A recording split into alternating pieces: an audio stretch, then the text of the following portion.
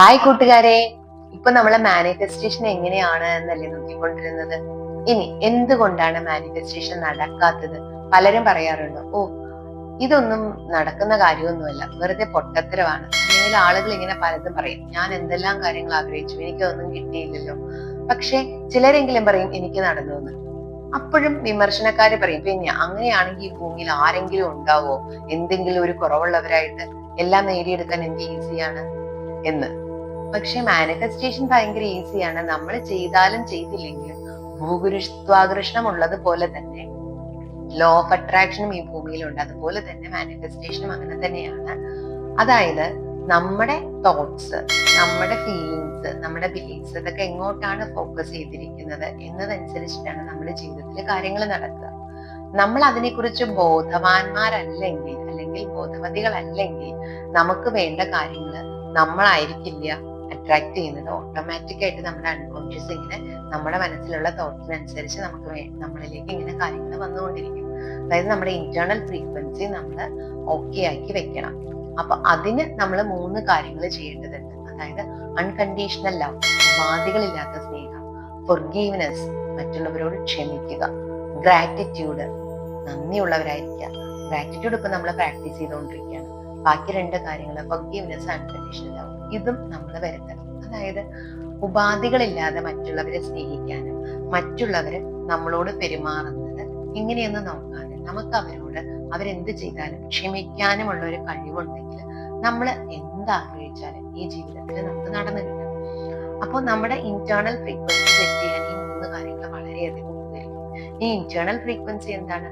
നമ്മുടെ ഉള്ളിലുള്ള വിചാര വികാരങ്ങൾ അനുസരിച്ച് നമ്മൾ ഒരു ഒരു ഫ്രീക്വൻസി ഈ യൂണിവേഴ്സിലേക്ക് നമ്മൾ കൊടുക്കുന്നുണ്ട്, നമ്മുടെ റേഡിയോ ആക്റ്റീവ് തരംഗങ്ങളെ പോലെ.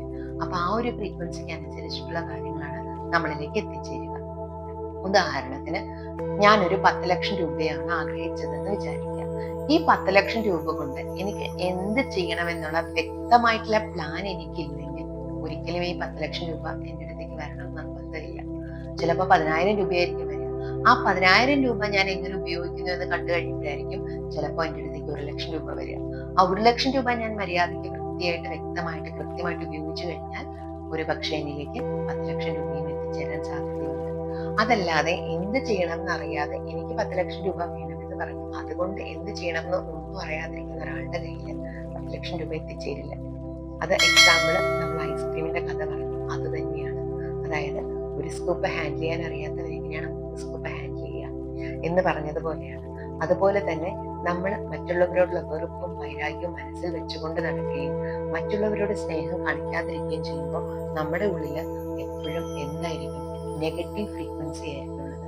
അപ്പൊ നമ്മൾ നെഗറ്റീവ് കാര്യങ്ങളായിരിക്കും നമ്മളിലേക്ക് അട്രാക്ട് ചെയ്തിരുന്നത്. അപ്പൊ നമുക്കൊരു കാര്യം മാനിഫെസ്റ്റ് ചെയ്യണമെങ്കിൽ നമ്മുടെ ഉള്ളിൽ നല്ല ക്ലിയർ ആയിരിക്കണം, പ്യുവർ ആയിരിക്കണം.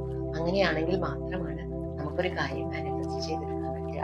അപ്പോൾ മറ്റുള്ളവരോട് ക്ഷമിക്കുകയും ഉപാധികളില്ലാതെ സ്നേഹിക്കുകയും അതുപോലെ തന്നെ നമ്മൾ നന്ദിയുള്ളവരായിരിക്കുകയും ചെയ്യുക.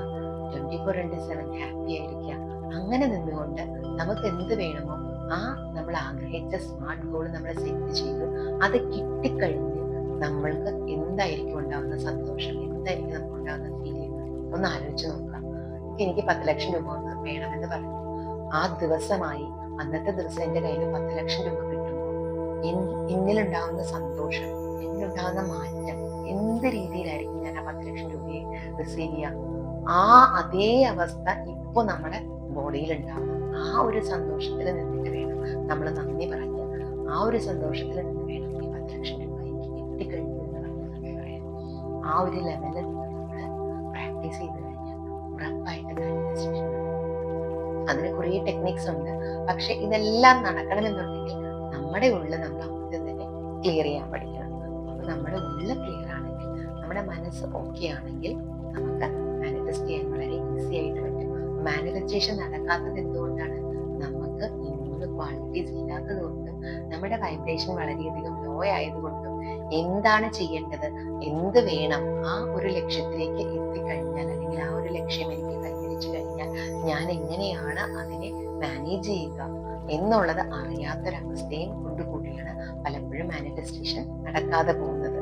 അപ്പോൾ നിങ്ങൾക്ക് വീഡിയോ ഇഷ്ടമായെങ്കിൽ ഉറപ്പായിട്ടും ലൈക്ക് ചെയ്യുക, ഷെയർ ചെയ്യുക, കമന്റ് ചെയ്യുക. പലരും സബ്സ്ക്രൈബ് ചെയ്യാതെയാണ് വീഡിയോസ് കാണുന്നത്. പിന്നെ വീഡിയോസ് മുഴുവനായിട്ട് കാണുക, എന്നാലാണ് നിങ്ങൾക്ക് അതിന്റെ റിസൾട്ട് കിട്ടുകയുള്ളൂ. അപ്പോൾ ഇതിന്റെ ഡിസ്ക്രിപ്ഷൻ ബോക്സിൽ ഒരു വാട്സ്ആപ്പ് ഗ്രൂപ്പിന്റെ ലിങ്ക് കൊടുത്തിട്ടുണ്ട്. എല്ലാവരും അതിലും ജോയിൻ ചെയ്യുക. നിങ്ങൾക്ക് എന്ത് ഡൗട്ട്സ് ഉണ്ടെങ്കിലും നിങ്ങൾക്ക് അവിടെ ക്ലിയർ ചെയ്യാവുന്നതാണ്. കൂടാതെ പേഴ്സണൽ കോച്ചിങ് സെഷൻസ് അതിന്റെ ഡീറ്റെയിൽസ് നിങ്ങൾക്ക് വാട്സപ്പിലൂടെ ചോദിക്കാവുന്നതാണ്. ഒരുപാട് പോസിറ്റീവ് തോട്ട്സും മോട്ടിവേഷൻസും അതുപോലെ തന്നെ ഫ്രീ ക്ലാസ്സുകളും വാട്സ്ആപ്പ് ഗ്രൂപ്പിൽ നിന്ന് ലഭിക്കുന്നതാണ്. മാക്സിമം ഷെയർ ചെയ്ത് മറ്റുള്ളവരിലേക്ക് എത്തിക്കുക. നിങ്ങൾക്ക് ഇങ്ങനത്തെ വീഡിയോസ് വേണമെന്നുള്ളത് കമന്റ് ചെയ്യാം. അതല്ലാതെ നിങ്ങൾക്ക് ഇഷ്ടമായോ, എന്താണ് ഇനി മാറ്റം വരുത്തേണ്ടത്, ഇതെല്ലാം നിങ്ങൾക്ക് കമന്റ് ചെയ്യാവുന്നതാണ്. അപ്പോൾ എല്ലാവർക്കും നല്ലൊരു ദിവസം ആശംസിക്കുന്നു. Thank you all, love you all.